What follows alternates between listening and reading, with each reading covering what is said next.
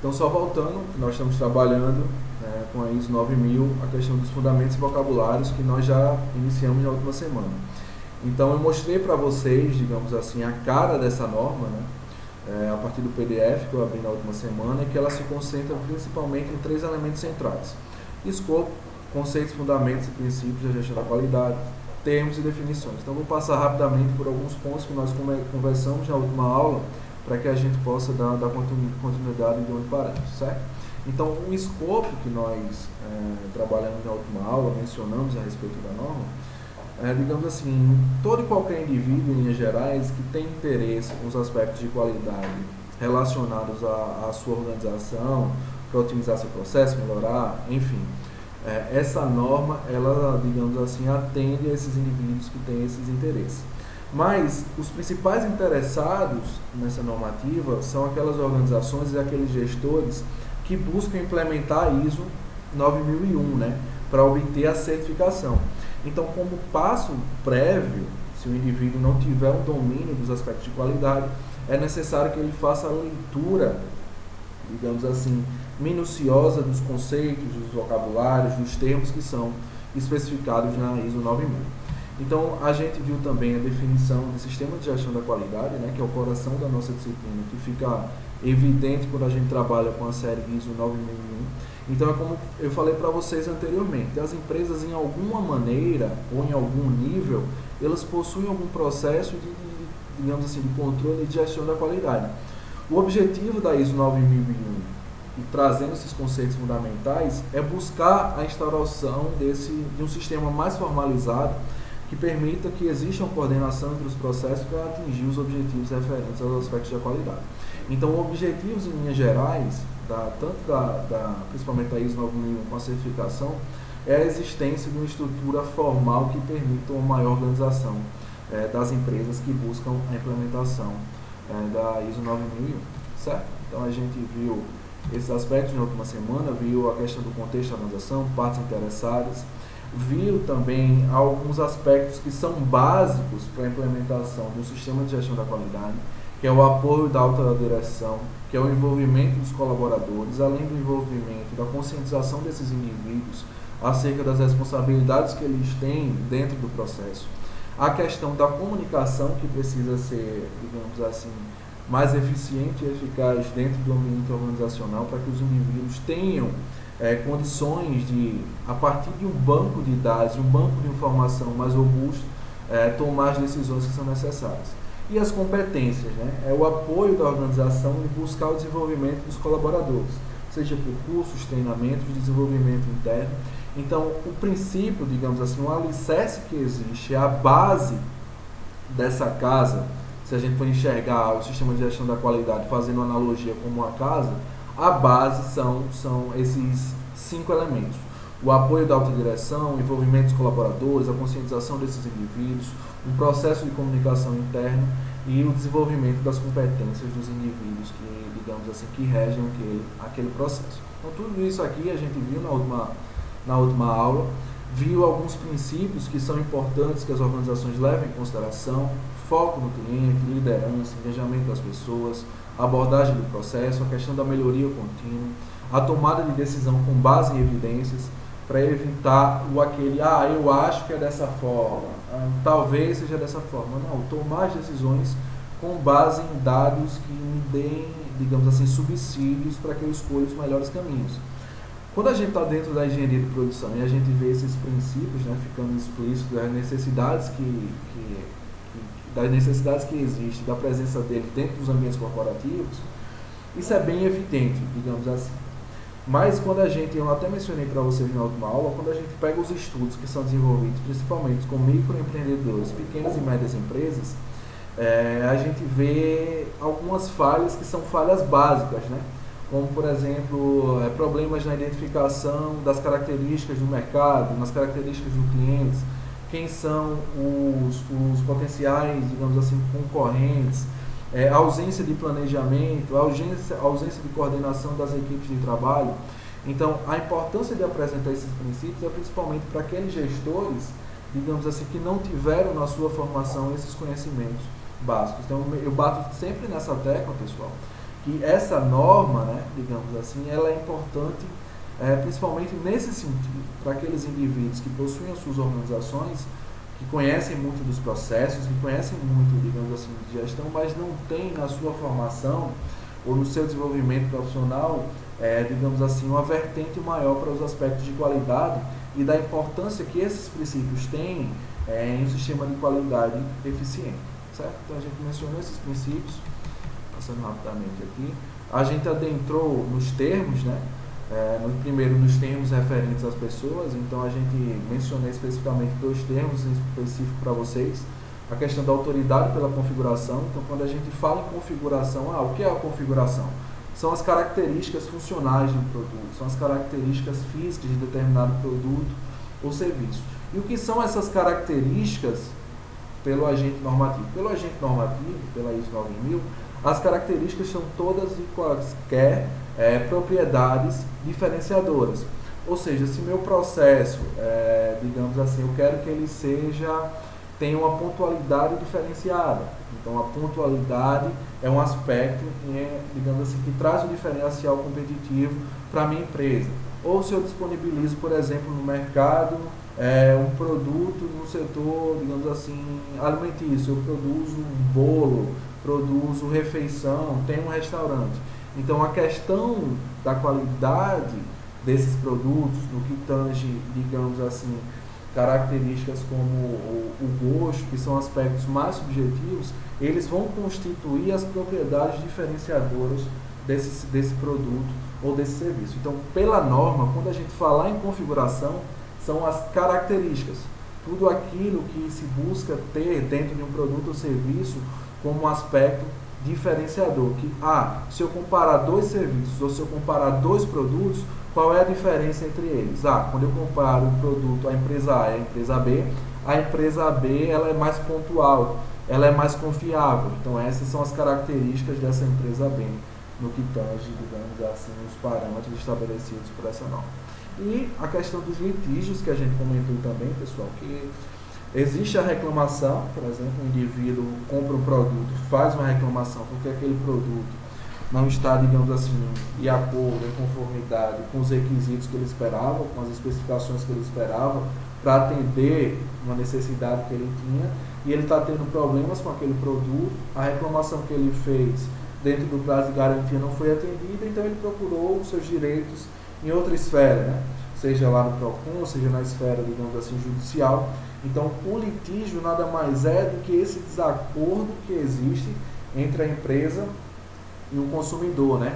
Que precisa muitas vezes de um terceiro elemento independente, tanto em relação à empresa quanto com relação ao consumidor, que busque resolver esses problemas. Aí, nesse caso, a gente consegue amplificar com o PROCON, por exemplo. Certo? Aqui são alguns termos referentes à organização, mais uma vez a questão do provedor para a resolução desses problemas de litígio, como eu mencionei para vocês, o caso do PROCON, a questão da função metrológica, que é responsável, quando a gente fala em metrologia, a gente está falando das aferições, das medições, né? E toda vez que a gente vai fazer uma medição, uma aferição, é necessário que aquele equipamento que a gente está utilizando, ele tenha, digamos assim, condições mínimas, ou seja, especificações mínimas necessárias para que aquela aferição esteja dentro de um padrão aceitável, dos padrões confiáveis, né? Então, quando a gente fala em função metrológica, está relacionada, digamos assim, aos componentes, aos requisitos que são necessários para que o equipamento que a gente utiliza esteja propício ou em condições de realizar uma aferição, uma medição, por exemplo. Então, os termos referentes à atividade. E, em linhas gerais, a gente parou aqui nesse ponto, pessoal. Eu acredito que tenha sido no slide posterior, mas eu vou começar a aula de hoje, digamos assim, porque, digamos assim, conteúdo novo, entre aspas, a partir desse slide, levando em conta que estamos mais ou menos na metade da norma, em linhas gerais, de maneira bem geral, e vamos terminar essa norma na aula de hoje, certo? O primeiro ponto que eu queria mencionar para vocês é a definição que é, digamos assim, disponibilizada pela norma no que tange a qualidade. Como eu já venho falando para vocês, e vocês já sabem disso, né?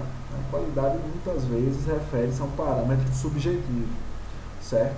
E a busca, quando a gente está falando da qualidade, encontrar um parâmetro objetivo que torne a mensuração desse aspecto mais palpável, né? Que permita que a gente possa fazer uma avaliação, tomar uma decisão.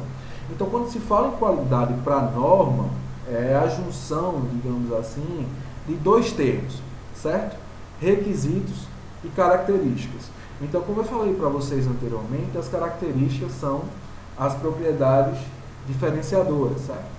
E o requisito nada mais é que uma, digamos assim, uma obrigatoriedade, uma necessidade explícita de dentro de determinado produto ou sistema. Então, para essa norma, a qualidade nada mais vai ser do que o grau em que essas características, essas propriedades diferenciadoras que eu tenho, vai satisfazer esses requisitos. Então, quando a gente pensa que, por exemplo, eu trabalho tem uma empresa que trabalha, é um operador logístico, por exemplo. Eu presto serviços de operações logísticas para grandes empresas, por exemplo, controle de armazém, faço transporte, etc. O requisito do meu transporte, desse meu operador, quando eu presto um serviço para uma empresa maior, né, quando eu vou cuidar da gestão do estoque, da gestão do armazém dessa grande empresa, é que os transportes que eu faço, eles sejam, digamos assim, confiáveis, certo? As entregas que eu faço, elas são sempre pontuais. Então, esses são os meus requisitos. E quando a gente vai lá para as nossas características, que são as nossas propriedades diferenciadoras, o que é que eu preciso ter para que esses requisitos sejam atendidos? Muitas vezes eu preciso ter um sistema de informação eficiente, que permita que o fluxo de informação, para que meus analistas tomem as decisões corretas. Eu preciso ter um sistema interno de gerenciamento. O produto tal está lá no pallet tal. Então, quando eu acesso o meu sistema e verifico que imediatamente, onde está localizado aquele produto, imediatamente eu consigo alocar no caminhão e fazer o direcionamento. Então, todas essas características, digamos assim, do meu sistema fazem com que os meus requisitos, que é, por exemplo, a confiabilidade e a pontualidade da minha entrega, elas sejam atendidas. Então, quando a gente fala a qualidade para a norma, são as características, as propriedades diferenciadoras que a empresa tem para satisfazer os requisitos, as necessidades de um sistema, certo? Então, a gente fala aqui em garantia de qualidade, né? Quando a gente fala em garantia de qualidade, pessoal, segundo esse agente normativo, é que aquele meu sistema, aquela minha organização, digamos assim, as condições daquele processo, eles, digamos assim, disponibilizem condições de que os requisitos que eu preciso atender, eles vão ser atendidos. Então, nada mais é, digamos assim, do que uma condição, até certo ponto, subjetiva, digamos assim, alicerçada pelas condições de trabalho, que dá confiança, que dá subsídios, que quase garante que os meus requisitos vão ser atendidos. Quando a gente fala em controle de qualidade pela norma, nada mais é do que atender os requisitos que eu estipulei. Então, por exemplo, quando a gente fala em ter pontualidade, em ter confiabilidade dentro de uma empresa que é responsável pelo controle das operações logísticas, lá o nosso operador logístico, né? Então, eu preciso que as condições existentes naquele processo atendam os requisitos que foram previamente estabelecidos, que é a pontualidade, que é a confiabilidade. Então, quando eu faço esse controle para atender, buscando atender esses requisitos que foram previamente estabelecidos, eu tenho controle de qualidade. Então, quando a gente fala pela norma, né, a diferença entre garantia e controle. Garantia, digamos assim, é um aspecto mais subjetivo, em que o meu sistema ele promove a confiança necessária de que os requisitos vão ser atendidos. Quando a gente fala em controle, a gente está falando necessariamente de uma medida um pouco mais objetiva, que é, os meus requisitos estão sendo atendidos ou não. Então, a diferença entre garantia e controle para a norma é essa. Garantia é um aspecto, digamos assim, um pouco mais subjetivo, né? E que o meu sistema promove confiabilidade, uma confiança de que os requisitos vão ser atendidos. Quando a gente está falando em controle, não. Controle é um aspecto mais objetivo. Os requisitos foram atendidos ou não foram atendidos, certo? E melhoria da qualidade, pessoal, segundo o agente normativo, nada mais é do que aumentar as minhas possibilidades, aumentar a capacidade do meu sistema, do meu processo, em atender os requisitos que foram especificados, que são, digamos assim, aspectos obrigatórios para o meu sistema. Então, que vocês gravem aqui, primeiro, do que se trata qualidade para essa norma. Segundo, as diferenças entre garantia, controle e melhoria. Garantia é um aspecto mais subjetivo, né? Que é a confiança que aquele meu sistema dá e que os requisitos vão ser atendidos. Quando a gente fala em controle, um aspecto mais objetivo, de que os requisitos especificados eles estão sendo de fato atendidos. E quando a gente fala em melhoria da qualidade, promover, digamos assim, ampliar as condições de que aquele meu sistema tenha os requisitos que são para ele especificados. Professor, Pode falar. desculpa incomodar.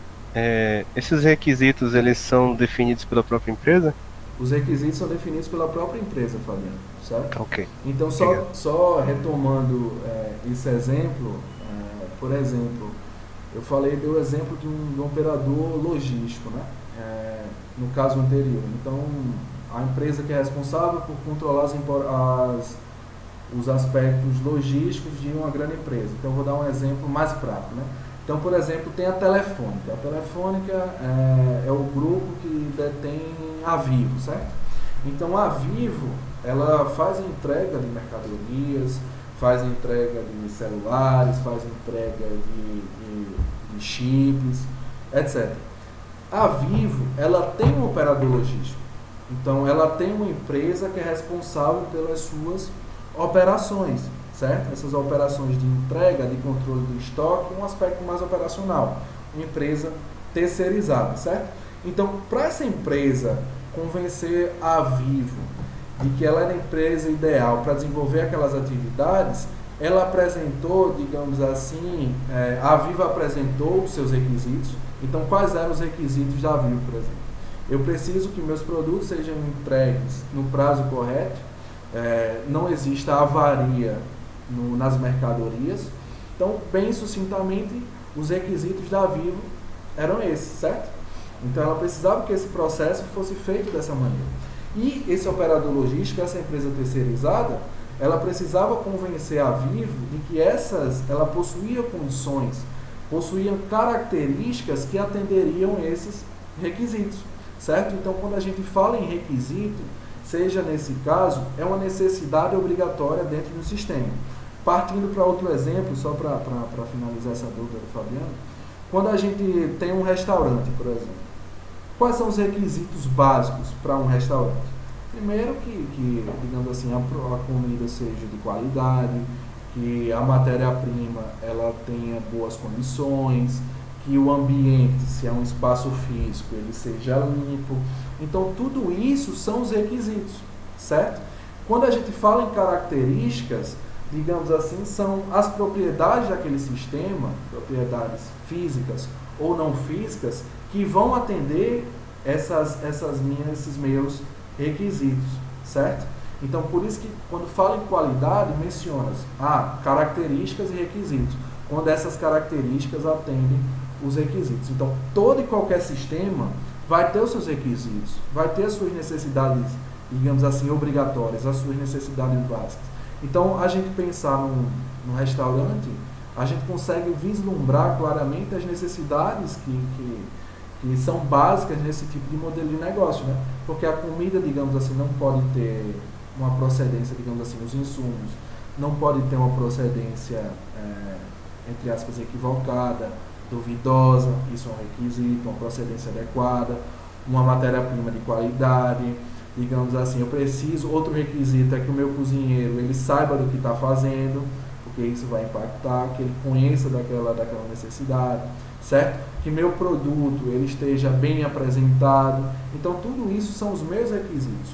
O que eu queria deixar claro é que os requisitos, eles são especificados por cada sistema.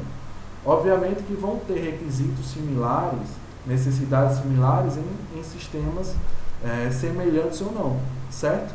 Mas as necessidades que um serviço ou que um produto vão apresentar são inerentes àquele sistema. Quando a gente fala, por exemplo, os requisitos que existem na fabricação de um avião. É um sistema produtivo que existe um modelo de fabricação, que existe um sistema de fabricação. Quando a gente compara esse modelo de produção de uma aeronave com o modelo de operação, por exemplo, de um carro, são dois sistemas produtivos, são dois modelos de operação, mas os requisitos desses sistemas são diferentes. O controle dos aspectos de segurança nas aeronaves, elas tendem a ser muito maiores do que nos carros, na fabricação dos carros. Então, os requisitos são as necessidades daquele sistema que são, digamos assim, demandadas principalmente pelas características dos produtos ou serviços que estão sendo disponibilizados. Certo, Fabiano? Obrigado, professor. Tranquilo. Então, vamos caminhando aqui. Então, quando a gente está falando nessa configuração, são essas características, né, que estou mencionando para vocês. Então, quando a gente fala nessas características, já mencionei, essas propriedades diferenciadoras que vão atender os requisitos, constituindo o conceito de qualidade para nós. Quando a gente fala no objeto de configuração, nada mais é do que a norma especifica esse objeto como um item ou todo e qualquer, digamos assim, todo e qualquer, eu não vou dizer objeto porque fica algo muito, digamos assim, palpável, né? Mas como toda e qualquer situação que possa ser identificada ou não. Porque quando se fala em objeto, pessoal, pode ser tanto, digamos assim, no aspecto material como no aspecto imaterial. Por quê? Quando a gente está falando de objeto, a gente está mencionando aqui, ó, objeto da configuração. E a configuração são as características de um produto ou serviço. Então, por exemplo, quando a gente está falando em um serviço, por exemplo, no serviço de atendimento ao cliente, seja ele qual for, né? Que, por exemplo, numa clínica, certo? Então, quando a gente vai fazer uma consulta, seja uma consulta dentro de um plano de saúde ou uma consulta paga, digamos assim, de maneira isolada, a gente quer que aquele serviço que a gente tenha naquele ambiente hospitalar, ele seja, entre aspas, bacana, né? Seja legal, a gente seja atendido rapidamente. E o hospital, ele também deseja que o fluxo de clientes, eles fluam, né? Porque à medida que os clientes vão sendo atendidos, vão abrindo espaço, não vai gerando confusão naquele ambiente. Então, por exemplo, se um hospital ou um atendente, se um hospital, por exemplo, ele tem como, digamos assim, um requisito que um hospital privado tem como requisito que os clientes que ali vão fazer uma consulta, eles sejam bem atendidos, certo? Tenham um atendimento rápido, tenham um atendimento, assim, digamos assim, que não gere nenhum estresse, certo? Quem vai ser diretamente o responsável, né, pelo atendimento daquele cliente? Vai existir ali toda uma equipe, certo? Constituída por pessoas, vai ter, às vezes tem um responsável maior, enfim.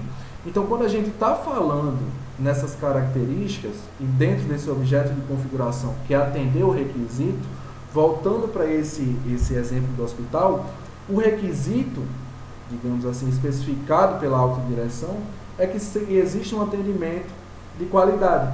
Quando a gente fala nessas características que vão promover aquele atendimento, a gente está falando, nesse caso, por exemplo, das atendentes, certo? Dos médicos. Enfim, a gente está falando não mais de um aspecto, digamos assim, exclusivamente material, porque dentro daquele atendimento vai entrar em consideração alguns aspectos subjetivos, como, por exemplo, o treinamento que aquela profissional passou para fazer o atendimento daquele cliente, certo? Então, quando a gente fala em objeto da configuração, falou em configuração, são as características que são necessárias para atender um requisito. Essas características, elas podem ser tanto características materiais, palpáveis, como características imateriais. Nesse exemplo que eu dei para vocês, por exemplo, o treinamento dos profissionais, das atendentes que passaram ou que não passaram para atender aquele cliente, certo?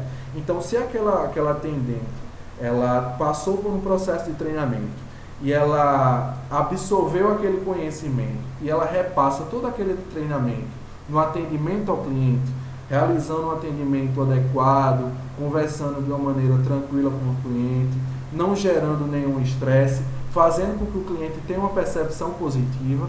Então, o requisito da empresa, que era daquele hospital, que era ter um bom atendimento, ele foi atendido. Então, quando a gente fala nesse objeto da configuração, segundo o agente normativo, é uma definição mais ampla, que absorve desde aspectos materiais, quanto aspectos imateriais, como é o caso desse exemplo dos hospitais que eu dei anteriormente para vocês. Então, só remontando aqui, o objeto da configuração é o objeto em configuração que satisfaz uma função de uso final, sendo que esse objeto remete tanto a aspectos tangíveis, que a gente pode identificar, tocar, quanto a aspectos intangíveis, como, por exemplo, essa questão do treinamento que o profissional passa para atender bem um cliente. Dúvidas até agora? Podemos caminhar. Dei um okzinho aí para que a gente possa dar sequência.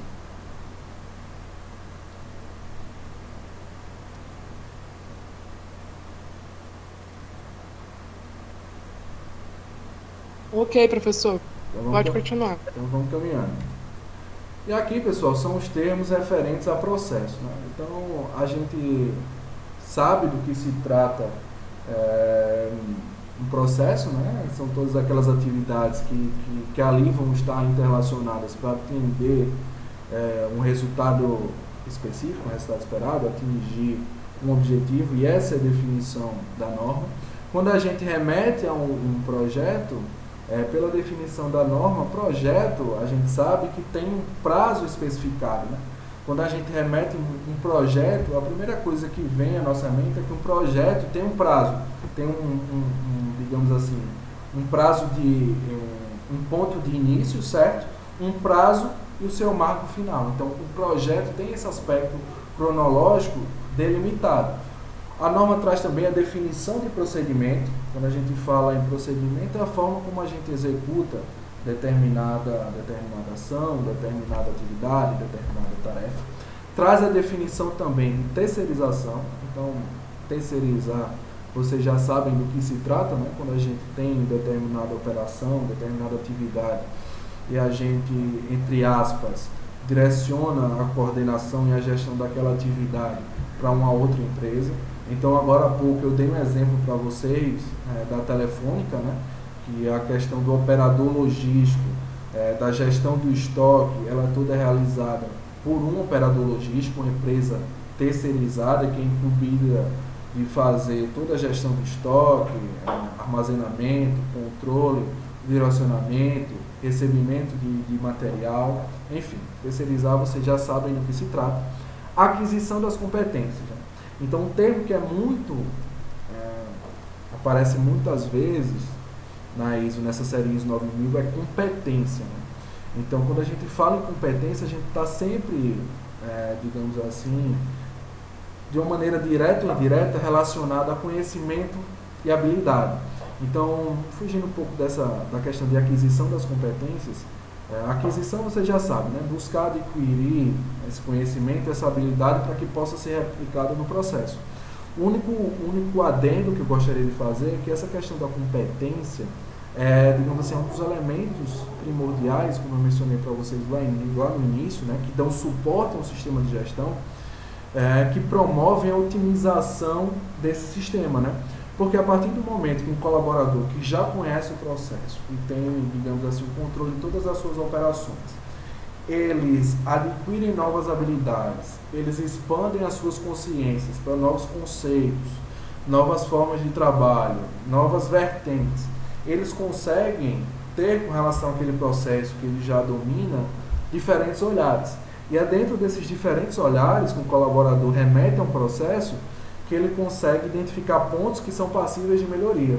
Então, é por isso que essa questão das competências elas são de extrema importância. Então, quando a gente fala em aquisição de competências, nada mais é do que cada vez mais adquirir conhecimentos, adquirir habilidades para melhorar as nossas, digamos assim, condições de realização das atividades dentro do sistema produtivo.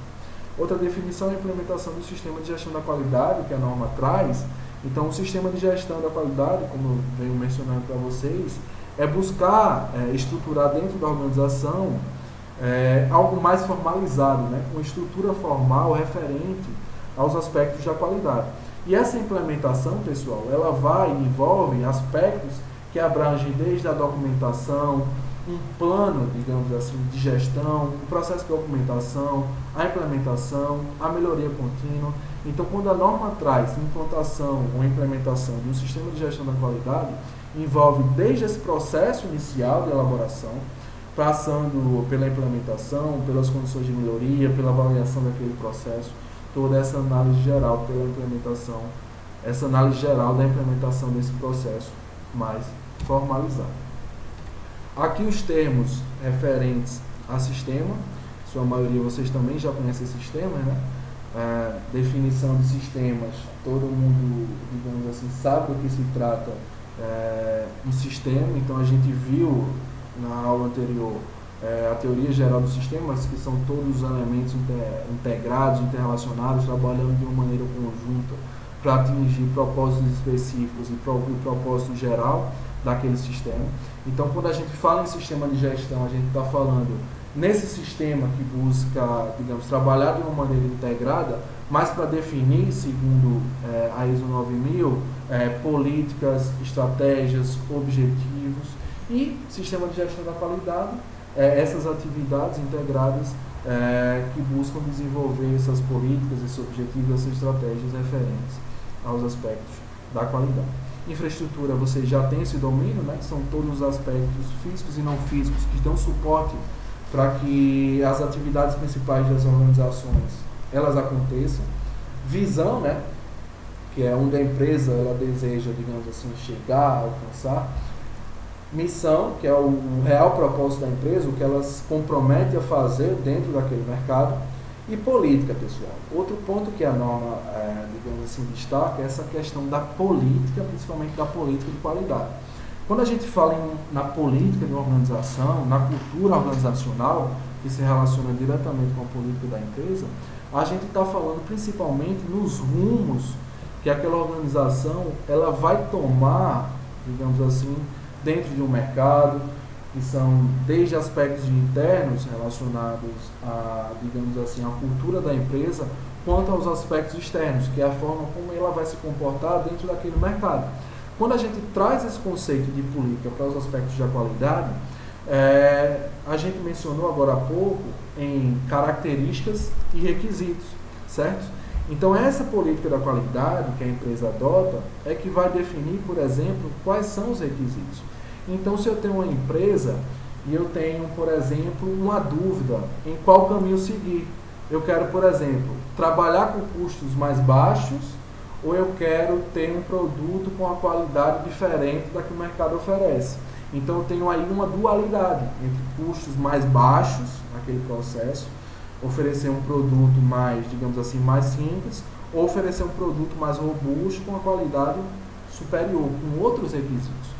Então, essa dualidade entre o caminho que a empresa vai seguir vai ser definida pela política organizacional, pela política da empresa. Aqui a questão da comprovação metrológica, que a gente já falou anteriormente, referente aos aspectos de aferição, de medição, né, que a norma traz como os requisitos que são necessários para identificar se aquele equipamento que a gente está utilizando para fazer as aferições estão dentro dos parâmetros estabelecidos. Então, quando a gente fala na qualidade, né, eu mencionei para vocês na questão lá da década de 30, no surgimento das técnicas de amostragem, e o que auxiliou bastante as técnicas de amostragem, digamos assim, foram os equipamentos que foram utilizados para fazer as aferições, digamos assim, dados os produtos, né? Quando a gente fala, por exemplo, em líquidos, por exemplo, sei lá, cerveja, ou produtos derivados de leite. Então é necessário fazer algumas avaliações acerca da qualidade desses produtos, Para fazer essa aferição, essa medição dos parâmetros que são estabelecidos pelo sistema, né, desde rugosidade, pH, levando em conta o fluido que está sendo avaliado, é necessário que aquele equipamento que vai realizar aquela aferição, ele esteja dentro dos parâmetros, digamos assim, dos requisitos previamente estabelecidos. Então, esse aspecto da metrologia também é importante quando a gente está falando da qualidade dentro do sistema de gestão. Aqui dentro dos requisitos, pessoal, a gente já mencionou esses aspectos, né? A questão da qualidade, a união das características com os requisitos. Já mencionamos também do que se trata um requisito, que é uma necessidade explícita do sistema, que se enquadra com a pergunta que o Fabiano fez agora há pouco, e eu trouxe o exemplo para vocês, tanto o exemplo do operador logística, quanto o exemplo de um restaurante, né? Que são as necessidades básicas que, digamos assim, um produto ou um serviço ele precisa ter para que possa ser disponibilizado ao mercado, possa ser disponibilizado aos consumidores. E os requisitos da qualidade são todas as necessidades básicas que são obrigatórias no que tange os aspectos de qualidade. Então são termos muitas vezes repetitivos, né? E é justamente nessa repetição dos termos e dos conceitos que fazem com que os indivíduos que ainda não têm, digamos assim, na sua base a formação que abrange os aspectos da qualidade tenham o domínio desse conhecimento. E aqui outros aspectos que a gente já tem esse domínio também, né? Então a gente viu lá na nossa terceira aula, quando a gente mencionou dimensões da qualidade, uma delas foi a questão da conformidade, né? Então a gente sabe do que se trata a conformidade, né? Que é identificar se está, digamos assim, dentro dos parâmetros estabelecidos para determinado sistema, para determinado produto, para determinada operação. Para a norma, conformidade é o atendimento de um requisito. Então, se o produto está, ou o serviço está em conformidade, é porque ele está atendendo um requisito. Se ele não estiver em conformidade, é porque ele não está atendendo um requisito. Então, por exemplo, eu tenho como necessidade obrigatória, dentro do serviço de atendimento em um hospital privado, o rápido atendimento ao cliente, certo? Aquilo é um requisito. Quando eu faço uma avaliação daqueles atendimentos e verifico que o tempo de espera de um cliente para o outro para ser atendido varia entre 30 e 40 minutos, será que esse meu requisito de rapidez no atendimento está sendo atendido? Não. Então, quando esse requisito especificado pelo sistema não está sendo atendido, ele não está em conformidade. Quando ele está sendo atendido, está em conformidade.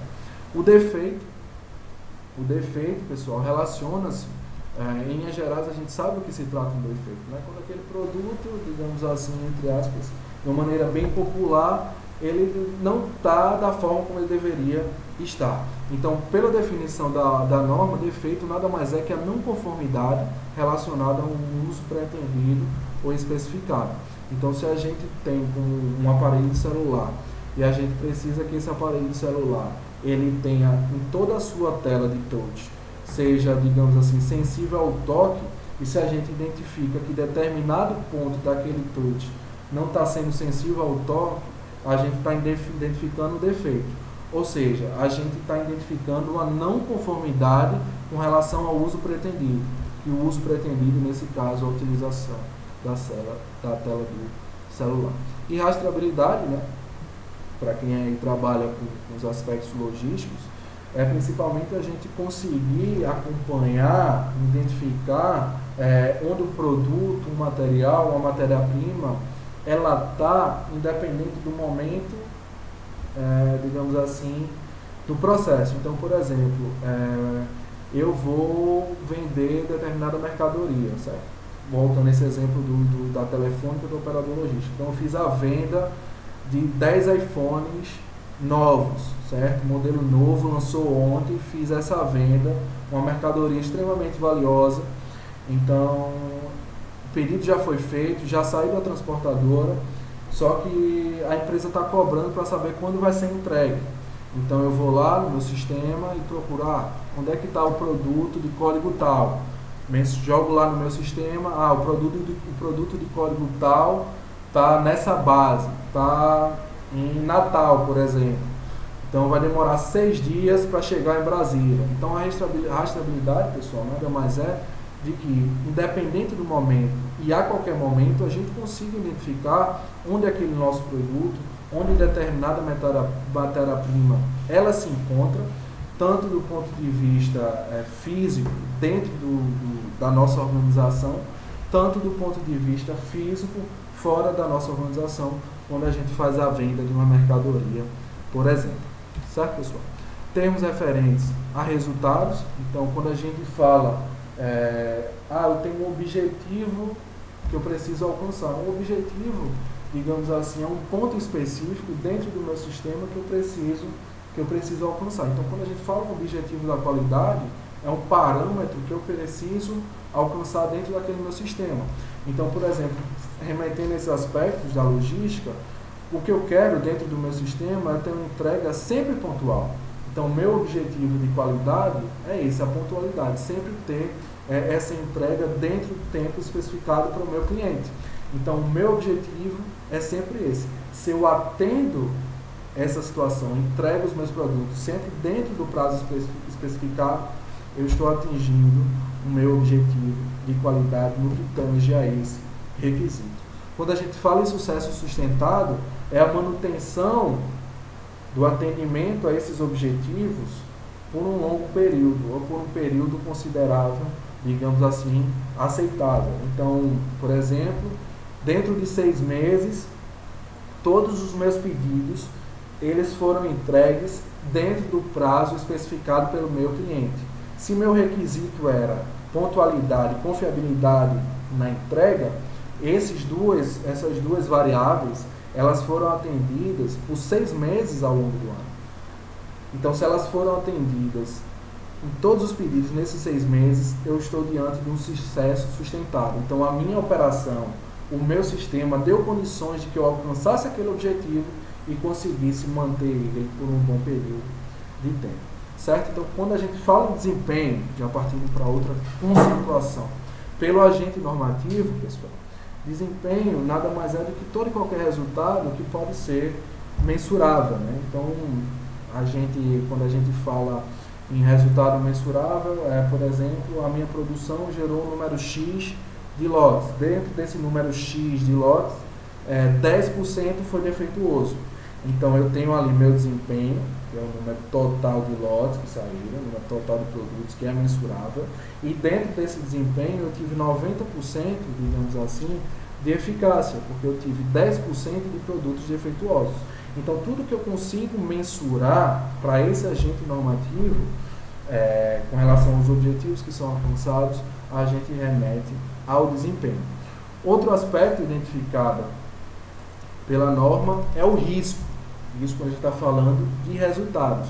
Pela norma, risco, pessoal, a gente está falando aí de maneira popular, né? É quando a gente sabe ou não sabe, tem a dúvida, digamos assim, de que se eu entrar em determinado negócio, ou se eu, digamos assim, desenvolver determinado produto, será que ele vai ser aceito pelo mercado? Então tem um risco de que aquele produto não seja 100% aceito pelo mercado, por exemplo. Então o risco, pela norma, está relacionado ao efeito da incerteza, né? Relacionado à incerteza que se tem em lançar um produto, lançar um serviço, otimizar um produto, adicionar um incremento ou gerar uma inovação radical naquele produto. Então falou em risco relacionado ao efeito da incerteza.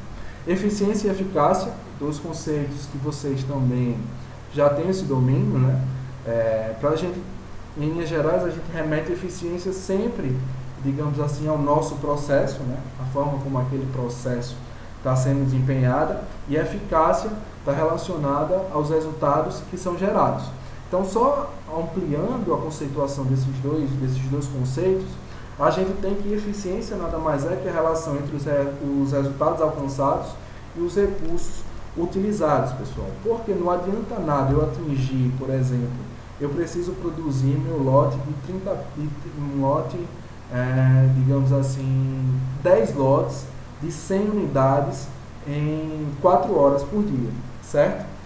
Só que os recursos que eu estou empregando, digamos assim, é 2 vezes maior o custo do que os recursos que anteriormente eles eram empregados. Então, quando eu analiso a eficiência desse processo que eu comparo os resultados que foram gerados com os recursos que foram aplicados, a gente vê que está existindo nesse processo uma certa, digamos assim, incompatibilidade, né? Porque os custos eles estão sendo muito maiores do que eles eram para desenvolver aquele lote. Então, quando a gente fala em eficiência, é por isso que muitas vezes a gente remete eficiência ao processo, né? Como eu estou disponibilizando mão de obra, matéria-prima, quais custos estão sendo empregados naquele processo para gerar o meu resultado final. E eficácia relacionada ao resultado que eu alcanço, né? Então, por exemplo, eu tenho resultados que são planejados. Então, por exemplo, eu preciso ter um lote de 30 peças em 30 minutos, certo? Então, o meu resultado que eu preciso alcançar é esse lote de 30 peças. Só que em 30 minutos eu alcanço, por exemplo, um lote com 25 peças. Meu resultado esperado, ele foi atendido? Não. Então, esse processo ele não pode ser considerado eficaz, porque o resultado que foi planejado, que foi especificado a ser atendido, não foi atingido com a produção que foi feita naquele momento. Então, falou em eficiência, remete ao processo.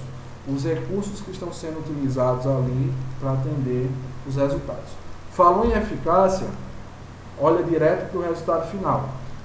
O que é eficácia? Está planejado que eu atinja esse objetivo, que eu atinja esse resultado.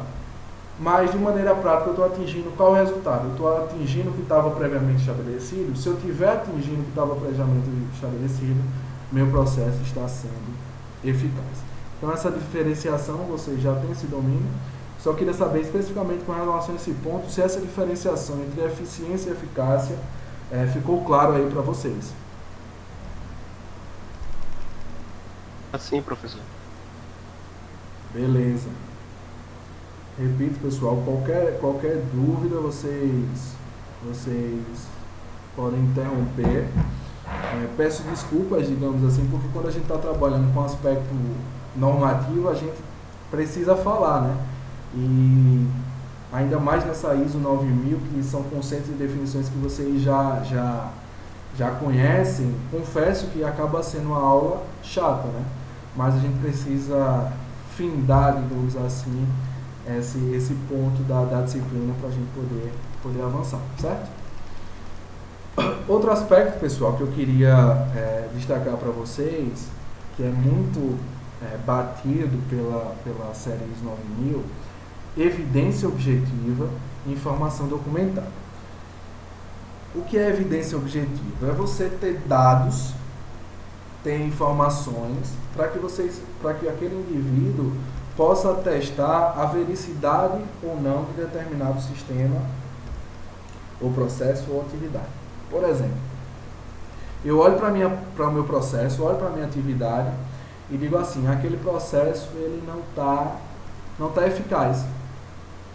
Aí chega alguém para você e pergunta, por que esse processo não está eficaz? Aí você diz, não está eficaz porque eu acho que não está eficaz. Porque eu estou vendo o que está sendo gerado lá no final e, tem 3 produtos ali defeituosos. Se tem 3 produtos defeituosos nesse lote, eu acho que o resto não está legal não. Então a norma, ela busca acabar com esse eu acho, eu suponho, eu acredito. A evidência objetiva é você ter condições, ter informações suficientes que permitam que esse meu processo, que hoje, atualmente, ele está com, digamos assim, uma eficácia de 95%. Então, se meu padrão previamente estabelecido é 90%, eu tenho condições de afirmar que os resultados que são gerados por esse processo, por essa atividade, eles estão, digamos assim, eficazes, porque eles estão acima do limite que está estabelecido. Mas eu só tenho condições de afirmar isso a partir de dados, a partir de informações que aquele meu sistema tem. Então, essa norma, essa era ISO 9000, ela busca introduzir dentro das organizações a importância de trabalhar com o fluxo de informações. Vocês lembram que lá no início, um dos alicerces dessa norma é o aspecto informacional, que eu mencionei para vocês, a questão da comunicação. Então, se você tem informações suficientes, você consegue ter uma qualidade, digamos assim, Se você tem dados suficientes, você tem uma qualidade da informação maior, porque você vai ter mais subsídios para tomar uma decisão. E quando a gente está falando de aspectos relacionados à qualidade, o eu acho, o eu acredito, o eu suponho, eles têm que ser substituídos por evidências objetivas, como eu estou batendo sempre nessa tecla com vocês. Indicadores, dados, informações, são esses aspectos que vão me auxiliar na minha tomada de decisão, para que eu chegue lá na minha reunião, para que eu mostre aquela informação, que eu fale bonito para aqueles indivíduos, mas que eu tenha um gráfico, eu tenha um indicador que dê consistência àquilo que eu estou informando. Dentro disso, pessoal, outro aspecto importante é a informação documentada, porque nas grandes empresas, algumas médias empresas não, mas tem um caso que eu vou contar para vocês, lá na Paraíba. Essa empresa a gente só fez uma visita, ainda foi era da graduação. O nome da empresa era Politex. Ela era responsável por desenvolver panelas, essas coisas. E a empresa, ela tinha um dono, certo? Um senhor que fundou a empresa, que conhecia todos os processos e controlava todas as ações daquela empresa. E pela idade, né, ele já era mais, digamos assim, mais idoso, ele acabou desencarnando, ele acabou morrendo, certo? E quando ele morreu, as suas filhas, ele tinha 2 filhas, né, elas acabaram assumindo aquele processo. Mas quais eram as principais informações, as principais problemáticas que elas estavam enfrentando? Como o pai delas, que era o dono da empresa, ele conhecia todo o processo, a maioria das informações que ele tinha não eram informações documentadas. Ele carregava todas aquelas informações lá na cabeça dele, certo? Então, informações com relação às características do processo, informações com relação a quem eram os melhores fornecedores, quem comprar, quem não comprar. Então, como essa informação não foi documentada, isso criou dificuldade na gestão daquela empresa. Então, isso é um caso mais amplo, né? Outro caso específico que pode acontecer é quando o indivíduo, aquele senhorzinho que quando a gente chega está na empresa há mais de 20 anos, por exemplo, e ele conhece absolutamente todo o processo, acumula toda a informação e de repente ele sai da empresa, certo? Ou morre, acontece alguma coisa que ele não está mais fazendo parte daquele processo. E nenhum outro indivíduo tem o domínio daquela atividade, daquela função. Então, quando isso acontece, isso acaba gerando um problema muito grande para a empresa. Tanto do ponto de vista específico da atividade, como é o caso desse senhorzinho genérico que eu estou falando para vocês, como é o caso de uma gestão da empresa, que é o caso da Politex. Então, a ISO 9000, ela busca essa série deixar bem claro, deixar bem evidente para aqueles gestores que todas as informações elas precisam ser documentadas. As informações referentes aos processos, às atividades, aos fornecedores, porque isso facilita o modelo de gestão, o modo de gestão da empresa, principalmente quando existe a mudança no quadro, digamos assim, no quadro de pessoal, né? Quando saem indivíduos, quando entram outros, isso facilita esse processo.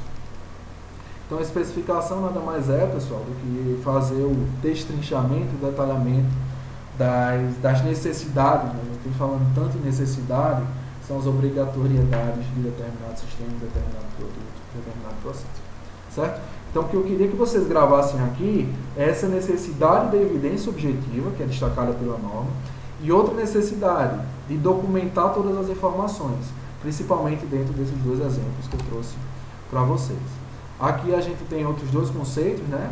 A questão da verificação e da validação. Então, verificar nada mais é do que a gente, digamos assim, ir lá, olhar, fazer uma comprovação, por exemplo, de que aquele processo está indo da forma correta ou não está indo da forma correta, né? Então, quando a gente, sei lá, determinado setor está com um potencial problema de eficácia, né? Então a gente vai lá, conversa com o pessoal, faz uma verificação, faz um estudo para fazer uma análise comprovativa daquelas condições. Quando a gente já fala em validação, pessoal, quando se diz assim, a gente vai validar um método, quando a gente fala em validação, é nada mais é do que uma confirmação.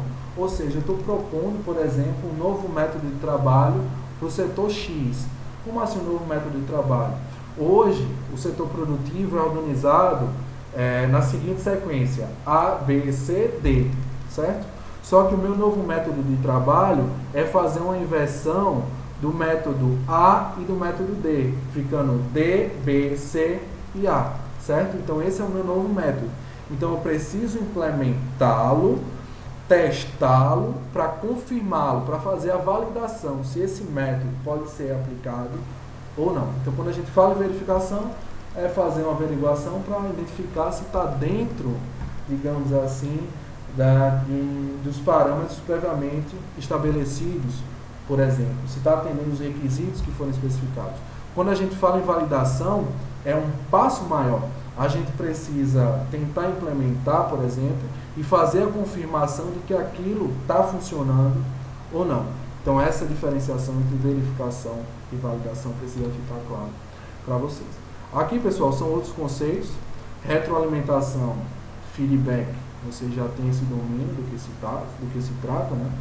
Então essa retroalimentação de um sistema, a gente pode ser tanto relacionado a um produto, né?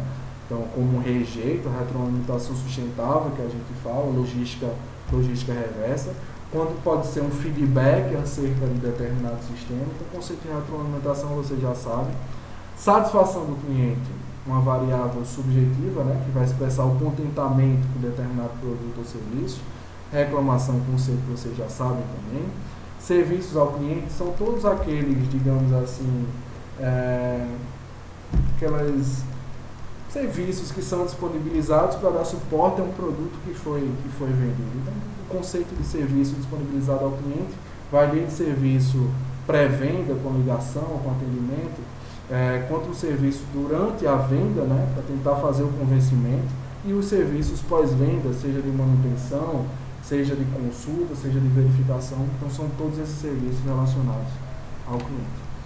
Vou dar uma acelerada aqui, pessoal, em função da hora, para que a gente possa tentar finalizar, lembrando sempre em consideração que são conceitos que em sua maioria vocês já dominam, né? Então, alguém abriu o áudio aí?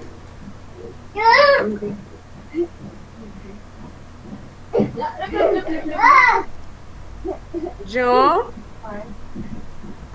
Boa noite, Dionária. Você já falou ou abriu errado? Dionário, o microfone está aberto, Dionário. Deve ser só o menino aprontando, professor.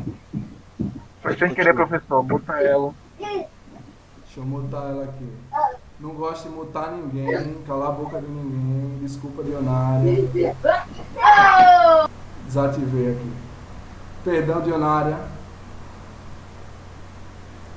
Então, essa questão das características, pessoal, a gente já conversou bastante, né, nessa aula de hoje, as características da qualidade, a questão da configuração, a questão da competência, características metrológicas. Então, existe uma repetição de conceitos na norma para gerar digamos assim, essa absorção dos conteúdos que são trabalhados, certo? Aqui são outros termos referentes à determinação, né? Então, ela fala o que é o monitoramento, muito relacionado principalmente à inspeção, né?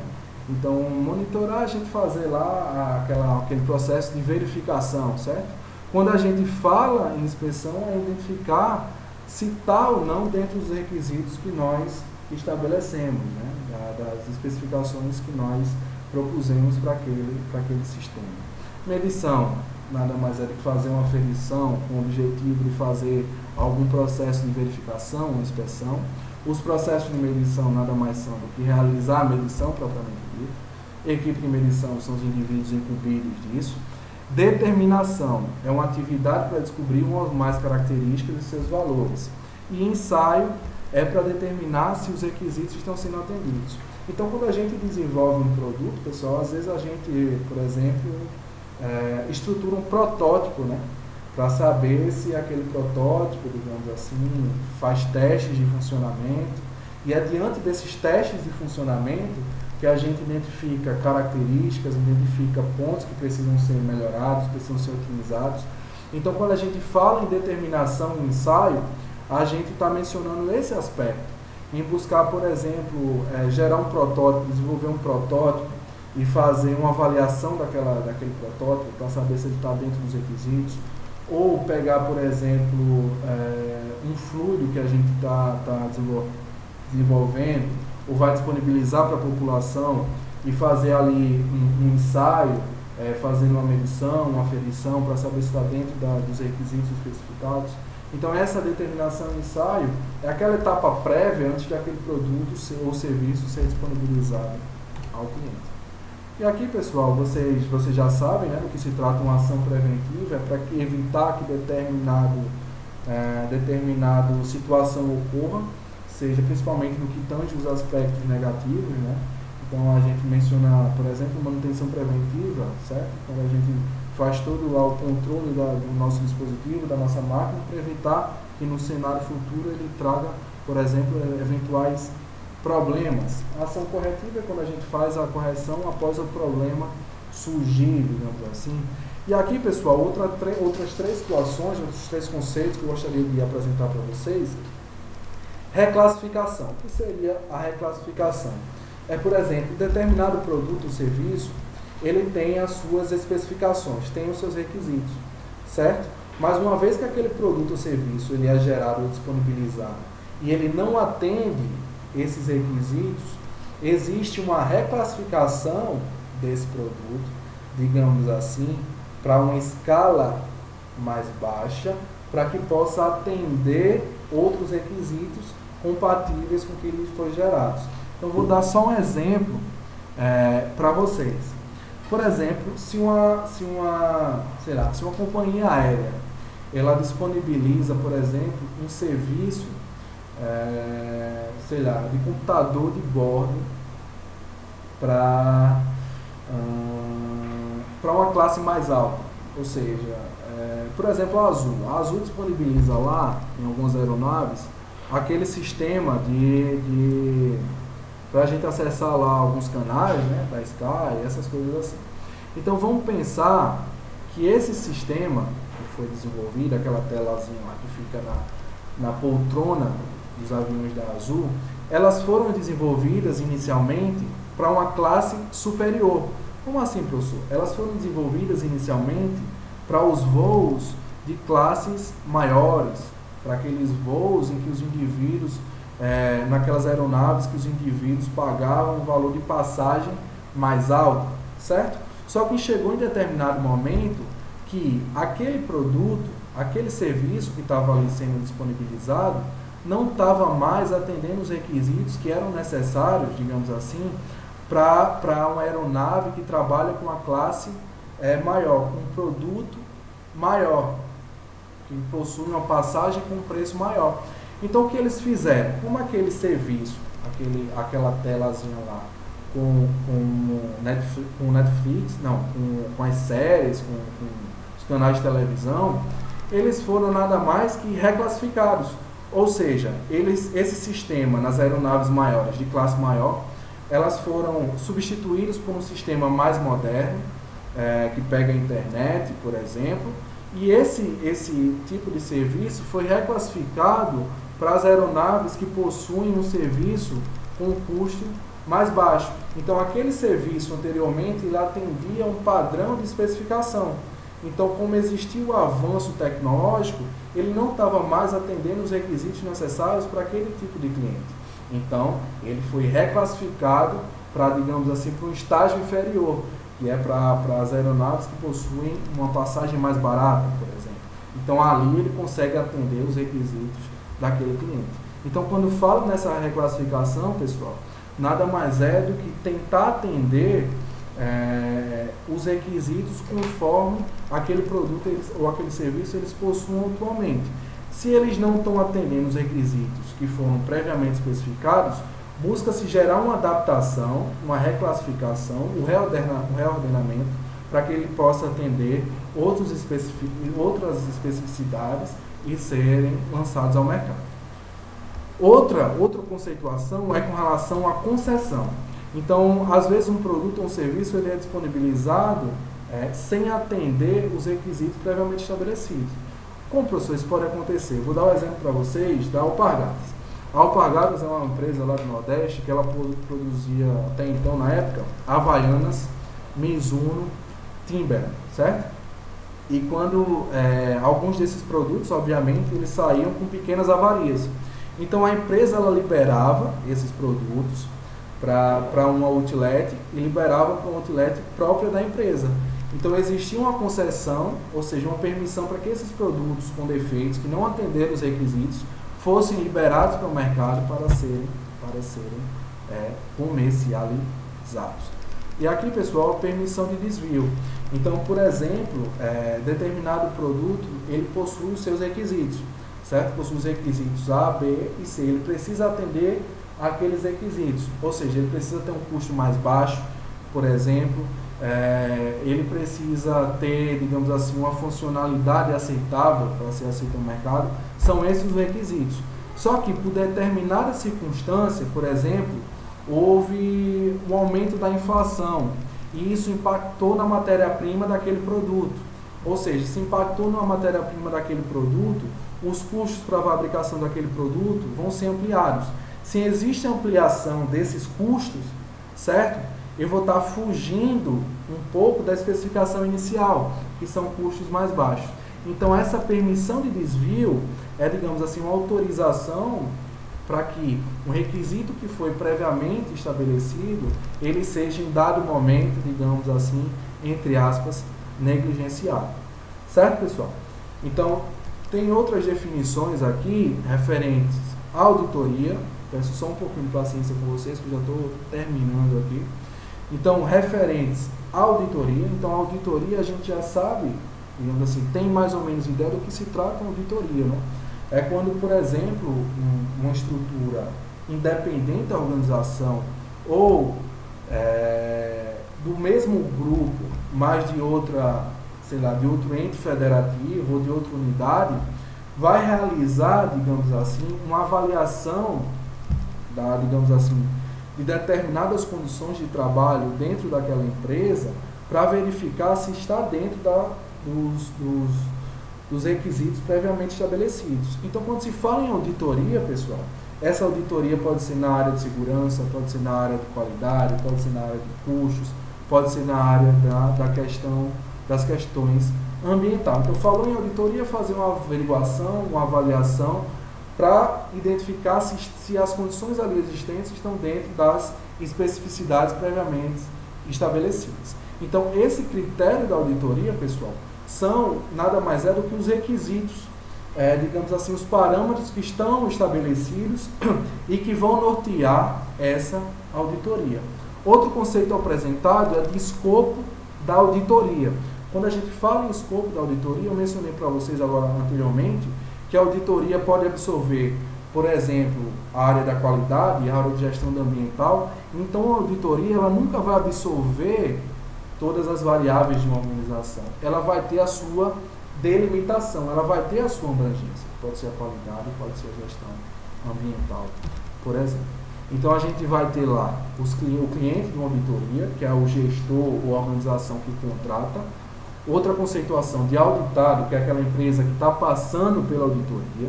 A equipe da auditoria é o conjunto de indivíduos que vão realizar essa avaliação da empresa, certo? O auditor é esse indivíduo, digamos assim, o líder dessa equipe que vai realizar essa inspeção. Especialista está dentro da própria organização, pessoal. Então, quando se fala dentro da própria organização, é aquele indivíduo que conhece daquele processo e que vai realizar essa troca de conhecimento com essa equipe de auditoria. E o observador é uma figura que nem sempre aparece dentro das auditorias, mas eles acompanham essa equipe muitas vezes para realizar um processo de fiscalização. Eles não têm, digamos assim, incidência nesse processo avaliativo. Em linhas gerais, são esses os conceitos conceitos da ISO 9000. São muitos conceitos, a maioria deles vocês já conhecem. Mais uma vez, peço desculpa pela dinâmica da aula, porque acaba sendo enfadonha tanto para vocês quanto para mim, porque não promove a troca de conhecimento, mas repito, a gente precisava passar por esses aspectos normativos. Antes de fazer um outro direcionamento para vocês, pessoal, eu queria saber se tem alguma dúvida. Obviamente foi tudo muito corrido essa conceituação, mas eu queria saber se deu para pincelar alguns desses conceitos, se está tranquilo para todo mundo, se ficou com alguma dúvida em caráter pontual. Não, professor, nenhuma dúvida não. Só se o pessoal tiver. Pronto, a Lara deu retorno aí, eu não consegui identificar quem falou via áudio para dar os devidos créditos. É o João. Beleza, João. Então a Lara deu retorno, o João deu retorno. Então, obviamente que vocês não vão aprender a maioria desses conceitos com essa explicação que eu estou dando para vocês, certo? Nunca a gente absorve esse conhecimento dessa maneira, principalmente quando a gente está falando de um documento normativo. Então, eu vou passar uma atividade para vocês, pessoal. Eu vou carregar aqui a segunda apresentação, certo? Parar de compartilhar aqui. Não, vou compartilhar logo aqui a segunda atividade, certo? Vocês, repetindo o que eu falei anteriormente, vocês responderam o primeiro questionário que valeu 50% da nota, certo? Vocês lembram que a NAP1 é constituída de duas notas. Questionário 1, 50%, e seria o questionário 2, 50%. O que eu fiz foi uma pequena alteração. Eu substituí a forma de avaliação, certo? Ao invés de ser um questionário, eu substituí pela entrega de um mapa conceitual, certo? Porque eu precisava, digamos assim, certificar que minimamente vocês vão ler a norma, certo? Então, a forma de fazer essa avaliação diante das condições que a gente possui no ensino remoto era fazendo a substituição do questionário pelo mapa conceitual. Então, quais são as orientações com relação a essa atividade? Todo mundo acompanha aqui minha tela, né? Só para que fique claro aí, para que a gente esteja falando no mesmo ponto. Só me dê um okzinho aí, é suficiente para que eu possa seguir. Ok, seguindo. Beleza. Então, vocês vão analisar a ISO 9000, que se trata de fundamentos e vocabulário, que eu já disponibilizei na última aula e pedi, normalmente eu não cobro, né? Digamos assim, atividade assíncrona, mas eu pedi que vocês fizessem a leitura. Beleza, Guilherme. Pedi que vocês fizessem a leitura dessa norma, certo? Então, vocês vão precisar estruturar e submeter um mapa conceitual, um mapa mental, até 23h59 do dia 4 de julho, certo? Então, esse é o prazo que vocês vão ter para fazer essa submissão. Lembrando que isso vai valer 50% da NAP1, certo? Essa atividade, ela é individual, certo? Preferencialmente no formato digital em PDF, porque a organização é um critério de avaliação. Então, como é que eu vou avaliar esse mapa mental de vocês? Só para que fique claro. Organização, legibilidade e facilidade de compreensão do mapa. Então, tem mapa que obviamente, que leva-se em consideração o aspecto subjetivo de um mapa conceitual, né? Que você faz da forma que você entende. Mas, principalmente, esse aspecto de legibilidade, ele precisa ficar claro, certo? E a abrangência dos conteúdos abordados na norma. Quando a gente fala em mapa conceitual, a gente pode abordar desde poucos conceitos até vários conceitos. Então, a gente viu aí que a norma, ela abrange vários conceitos. Então, dentro dessa abrangência da norma, que foi supracitado ao longo dessa aula, eu vou fazer uma avaliação em cima disso. Então, se eu analisar o mapa e identificar que foi abordado, por exemplo, 30% da norma, então vai ter um tipo de avaliação. Se eu olho o mapa e eu observo que foi abordado, por exemplo, sei lá, 80% da norma, abordou os principais conceitos, vai gerar outro tipo de avaliação. Então, quais vão ser os critérios de avaliação para que fique bem claro? Organização. Então, quando a gente fala em organização, a gente está falando em, por exemplo, utilizar o formato digital, não fazer uma coisa de qualquer maneira, digamos assim, aspectos organizacionais, vocês já têm esse domínio. Legibilidade e abrangência dos conteúdos abordados. Eu coloquei aqui algumas ferramentas que vocês podem utilizar, né? O MindMaster, eu coloquei até um videozinho lá no CIGA, para quem ainda não conhece, que é uma ferramenta que permite que a estruturação dos mapas conceituais de uma maneira bem rápida. Para quem gosta do Canva, o Canva também auxilia nesse sentido. E para quem gosta do Excel, né, pintar, eliminar todas as linhas, inserir as formas, são ferramentas que podem auxiliá-los, certo? Uma observação: como são muitos conceitos e definições, vocês podem desenvolver mais de um mapa. Então, quando a gente estudava lá, seja para vestibular, seja para concurso, às vezes a gente costumava fazer essas estruturas, né, que nos auxiliavam, a gente fazia várias estruturas.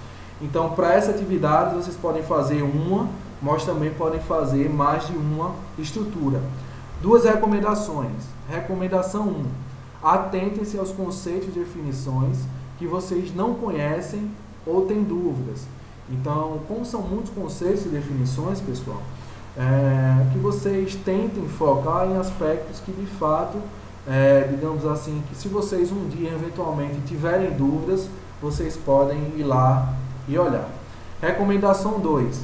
Para esse caso, que é uma análise normativa, o mapa conceitual tende a ser mais indicado. A primeira pergunta que eu faço com vocês, já pedindo perdão por estar passando da hora, é se ficou claro qual é o objetivo da atividade. Primeira pergunta é essa. Ficou claro aí para todo mundo? Ficou sim, professor. A dúvida é só se é individual ou é em grupo? Não sei se você falou. É individual, certo? Ah, beleza. Tranquilo? E alguém tem mais alguma dúvida aí? Antes de ir para o segundo questionamento? Professor, Pode falar. você falou que pode desenvolver 2 mapas mental, não entendi direito. 2 partes, no caso, para a mesma norma, né? No caso. Vocês podem, digamos assim, utilizar mais de uma estrutura, certo? Como são muitos conceitos, vocês podem fazer mais de um mapa, certo? Um mapa referente a tal parte da norma, um mapa referente a outra. Ou vocês podem fazer um só mapa que abranja toda a norma, certo? Eu só estou dando essa, digamos assim, essa abertura. Tá, obrigado. Outro ponto, vocês sabem a diferença entre mapa conceitual e mapa mental, correto? Não sei. Quem foi que falou aí? Beatriz. Oi, Beatriz. Então vamos fazer essa diferenciação, né? O mapa mental, propriamente dito, a gente parte de um conceito principal, de uma temática principal, e a partir dessa temática principal, a gente vai caminhando em ramificações. Eu trouxe até esse exemplo aqui para vocês, das leis de Newton, certo? Então, por exemplo, quando a gente estudou lá as leis de Newton, então é a temática principal. As leis de Newton tratam primeira lei, segunda lei, terceira lei. Do que trata a terceira lei? Ação e reação. Ação e reação referente a quê? Diferentes corpos. Forças com mesma intensidade, mesma direção e sentido contrário. Falou em mapa mental, partimos de uma estrutura principal e geramos ramificações. Dentro dessas ramificações que são geradas, não existem entre as estruturas, seja um quadrado, seja qualquer que seja, por exemplo, um verbo ou uma frase que as interligue. Esse é o primeiro ponto. Para ficar clara essa diferenciação, já o mapa conceitual vai trazer, em sua maioria, conceitos. Por exemplo, ligações. Ligações são verbos ou locuções verbais. Então, quando a gente fala em mapa conceitual, a gente utiliza para ligar entre as estruturas geométricas ou verbos ou frases curtas que remetam essas duas, digamos assim, a essa conceituação, a essa definição que a gente vai estar fazendo. Então, só resumindo sucintamente, falou em mapa mental, a gente parte de um conceito principal, certo? De uma temática principal, e a gente subdivide em ramificações. Entre essas ramificações, para interligá-las, não vai existir, digamos assim, verbos ou frases para fazer esse meio de campo. Quando a gente fala em mapa conceitual, não, a gente vai trazer conceitos referentes a determinado assunto. E dentro desse mapa conceitual, a gente vai trazer verbos e vai trazer pequenas frases para trazer essas definições, para fazer esse meio de campo, para fazer essa interligação. Ficou clara a diferença, Beatriz? Ficou, professor. Beleza, então eu estou dando, digamos assim, a possibilidade que vocês trabalhem das duas maneiras, ou com mapa conceitual ou com mapa mental. Como a gente está trabalhando com um aspecto normativo que tem muitos conceitos e muitas definições, o que eu sugiro para vocês é a estruturação de um mapa conceitual que segue mais ou menos essa cara apresentada aqui para vocês. Beleza, pessoal? Tranquilo? Qual é a atividade? Tranquilo. Tranquilo, professor. Então, em linhas gerais, é isso.